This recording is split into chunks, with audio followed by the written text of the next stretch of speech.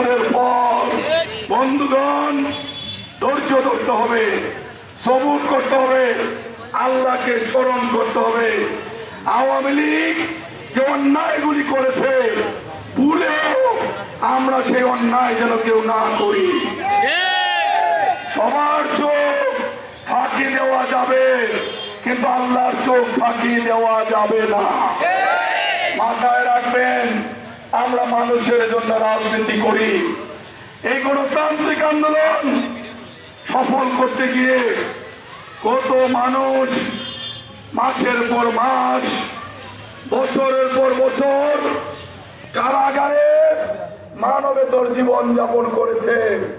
পরিবার পরিজন ছাড়া নির্জন সেলের মধ্যে বন্দি থেকে শুধু আল্লাহকে স্মরণ করেছে। চোখের পানিতে জেলের বালিশ, জেলের কম্বল ভিজিয়েছে। আল্লাহর কাছে ফরিয়াদ করেছে, ইয়া আল্লাহ, বিনা অপরাধে আজকে শুধুমাত্র বিএনপি রাজনীতি করার কারণে, আওয়ামী লীগের ভিন্ন মত পোষণ করার কারণে আল্লাহ আমি বন্দী, আপনি আমার প্রতি দয়া করুন।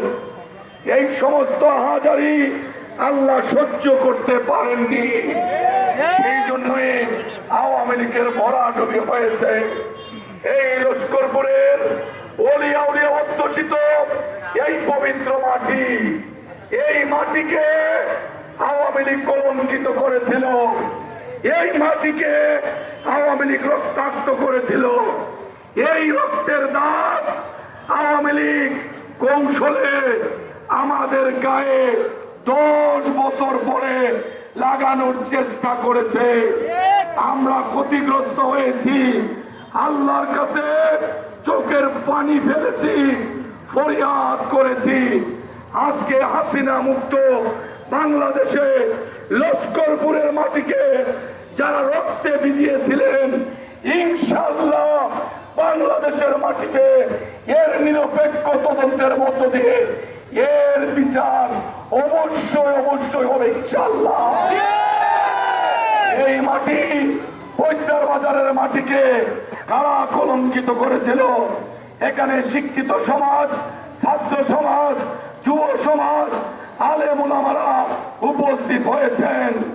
আজকে জানতে হবে, বুঝতে হবে আওয়ামী লীগ কি পরিমাণ দুষ্টামি করেছে।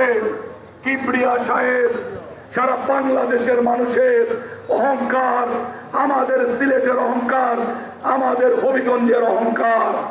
ইনি একজন আপাদমস্তক একজন ভালো মানুষ ছিলেন, একজন পাক্কা ইমানদার ভদ্রলোক ছিলেন। এই সম্মানী মানুষকে ঈদ পুনর্মিলনী, কি সেই ঈদ পুনর্মিলনী? ঈদের পরে নেতা কর্মীরা একত্রিত হবেন।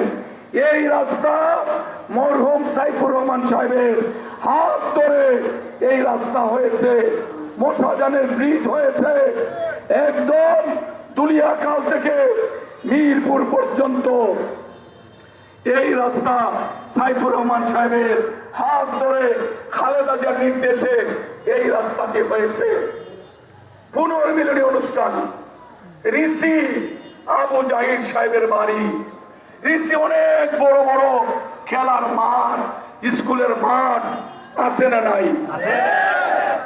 আমাদের নিজামপুর ইউনিয়নে অনেকগুলি খেলার মাঠ, শায়েস্তাগঞ্জ পার্কিং, বিশাল পার্কিং, আমাদের গুফায়া অনেকগুলি খেলার মাঠ, পইল অনেক বড় বড় স্কুলের মাঠ, খেলার মাঠ, বৈদ্যার বাজার স্কুল, ছোট্ট একটা স্কুলের কম্পাউন্ড, সেইখানে গোয়েন্দা সংস্থার লোকজন আমাদের বক্তব্য শুনছেন। আপনাদের ব্যর্থতার জন্য কিবরিয়া সাহেবের সঙ্গে এই লস্করপুরে আরো 4 জন 5 জন মানুষ শহীদ হয়েছেন। আপনাদের ব্যর্থতার জন্য মূল খুনি আইনের আওতায় আসতে পারেনি। এর দায়ভার ওই সময় যারা তদন্তের দায়িত্বে ছিলেন, আপনারা এর দায়ভার এড়াতে পারেন না।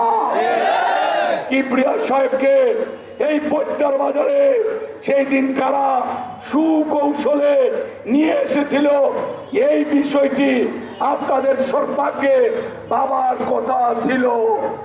বৈদ্যার বাজার আসরের নামাজের আগে কিবরিয়া সাহেব 50-60 জন মানুষের সামনে আন্তর্জাতিক খ্যাতি সম্পূর্ণ একজন অর্থনীতিবিদকে এই বৈদ্যার বাজারে নিয়ে আসলো। আসর থেকে মাগরিব দীর্ঘ সময় তাদের বক্তৃতা শেষ হয় না। উদ্দেশ্য কি? রাত হবে, অন্ধকার হবে, খুনি খুন করবে। এই খুনের সঙ্গে সরাসরি আবু জাহিল নিজে জড়িত ছিল। এটা আমার কথা না, এটা আমার কথা না, এটা কিবরিয়া সাহেবের ছেলে শ্রদ্ধেয় রেজা কিবরিয়া সাহেব নিজে অনেক দিন ধরে বলে আসছেন। এখানে বৈদ্যার বাজার অন্ধকারের মধ্যে উনাকে এনে মাগরিব থেকে এশার নামাজের মধ্যবর্তী সময় পর্যন্ত সময় ক্ষেপণ করা হলো। প্রথম চার্জশিট বিএনপির ক্ষমতা থাকা অবস্থায় এই এলাকায় যারা বিএনপি করতেন তাদেরকে আসামির শ্রেণীভুক্ত করলো। পরবর্তীতে 111 আসলো, সেনা সমর্থিত সরকার, তারা একটা চার্জশিট করলো। প্রথমটা তো আমি নেই, দ্বিতীয়টাতে আমি নেই, কিন্তু সেনাবাহিনী ওই সময় 111 এই কুলেঙ্গার হবিগঞ্জের মাটিকে যে কলঙ্কিত করেছে, এই ব্রিগেডিয়ার ফজলুল বারী, এই মুনাফিক তারেক রহমান খালেদা জিয়ার কাছ থেকে অনেক দয়া নিয়েছে, অনেক করুণা নিয়েছে। এই মুনাফিক 111-এর অন্যতম উদ্যোক্তা ছিল। এই মুনাফিকের নির্দেশে সেই দিন আমাকে সেনাবাহিনী গ্রেফতার করেছিল, অনেকগুলি মিথ্যা মামলা দিয়েছিল, কিন্তু কিবরিয়া সাহেবের হত্যার সঙ্গে আমাকে সম্পৃক্ত করে নাই। 111 বিদায় হলো, শেখ হাসিনা আসলো, আবার চার্জশিট দেওয়ার পায়তারা শুরু করলো। আমি পরপর 3 বার হবিগঞ্জ পৌরসভার মেয়র নির্বাচিত হয়েছিলাম।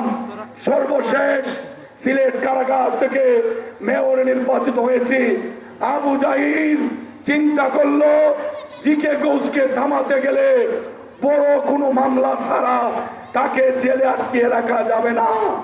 সেই দিন সে তার নেত্রী এই খুনি, এই ডাইনি শেখ হাসিনার সরাসরি প্ররোচনায় নির্দেশে আমাকে তৃতীয় সম্পূরক চার্জশিটে আসামির শ্রেণীভুক্ত করলো। আমি আল্লাহকে সাক্ষী রেখে কিবরিয়া সাহেব যখন মারা যান, আমি বাংলাদেশে ছিলাম না। আমি আমার বাবার সাথে পবিত্র হজ পালনের জন্য আল্লাহর বাড়িতে ছিলাম। আমার বিশ্বাস ছিল সবার চোখ ফাঁকি দেওয়া যাবে, আল্লাহর চোখ ফাঁকি দেওয়া যাবে না।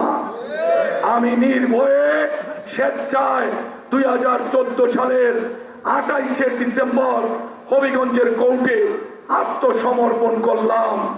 বিচারের বাণী শুনেছিলাম নীরবে নিবৃত্তে কাঁদে।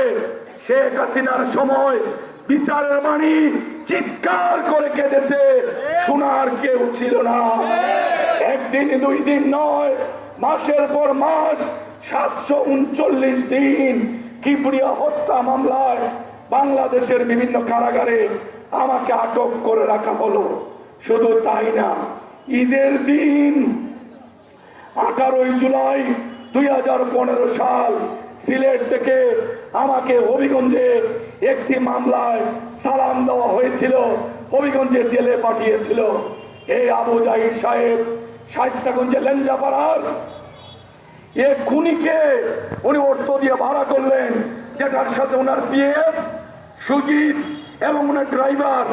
পরবর্তীতে আমি জানতে পেরেছি সেই সময় জেলার শামীম সহ তার একটা প্ল্যান করলো জেলের মধ্যে আমাকে হত্যা করতে হবে। তারা ভাড়া করলো শায়েস্তাগঞ্জ লেঞ্জাপাড়ার ইলিয়াস নামক যুবলীগের এক খুনিকে। ঈদের দিন নামাজ পড়ে জেলের ভিতরে রাস্তা দিয়ে হেঁটে হেঁটে আমি আমার রুমে যাচ্ছিলাম।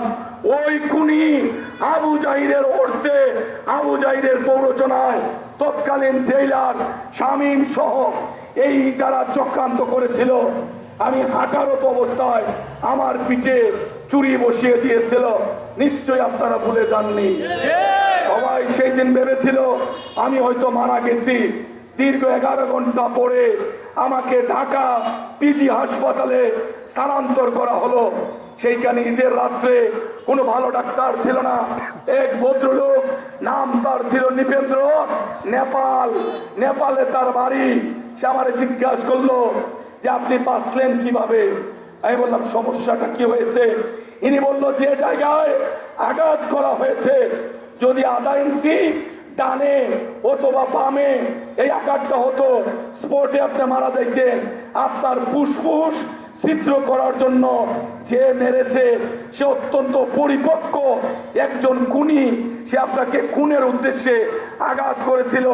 আপনার মেরুদণ্ডের মধ্যে এই ছুরি গেঁথে যাওয়ার কারণে মেরুদণ্ড ক্ষতিগ্রস্ত হয়েছে, কিন্তু আপনার ফুসফুস অক্ষত থাকার কারণে আপনি বেঁচে গেছেন। আলহামদুলিল্লাহ। দেখেন আল্লাহ সত্যের জয় কিভাবে হয়। আমি বেঁচে গেলাম। আমাকে আবার সিলেট থেকে, সেই ঢাকা থেকে সিলেট জেলে পাঠানো হলো। 2 বছর জেল কাটলাম প্রায়। আমি বেরিয়ে আসবো, হঠাৎ করে বলে আরেকটা মামলা। আমি বললাম ভাই এটা কি মামলা? বলে 2003 সালে সুনামগঞ্জে সুরঞ্জিত বাবুর জনসভায় সেইখানে নাকি একজন ঠেলাগাড়ির ড্রাইভার মৃত্যুবরণ করেছে। সেই ঠেলাগাড়ির ড্রাইভার নাকি আমি আর সিলেটের তৎকালীন মেয়র আরিফুল হক চৌধুরী আমরা নাকি খুন করেছি। সেই মামলায় আমাকে আবার গ্রেফতার দেখানো হলো। আইনি প্রক্রিয়ায় দীর্ঘদিন পরে এই জেল থেকে বেরিয়ে আসলাম। নিশ্চয়ই আপনাদের মনে আছে।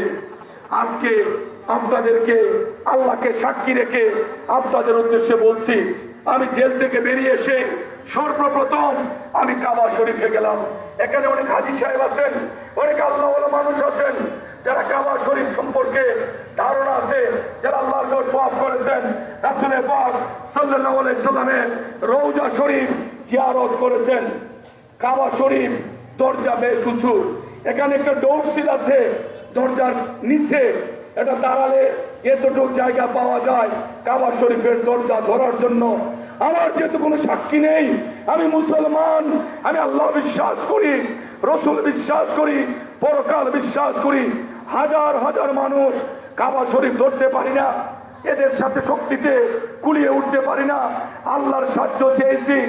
এক পর্যায়ে কাবা শরীফের দরজায় ধরে আল্লাহর কাছে ফরিয়াদ করেছি, আল্লাহ কিবরিয়া সাহেব আমাদের অহংকার ছিলেন, এই কিবরিয়া সাহেবের রক্ত নিয়ে যারা খেলেছেন আল্লাহ সবার চোখ ফাঁকি দিয়েছে।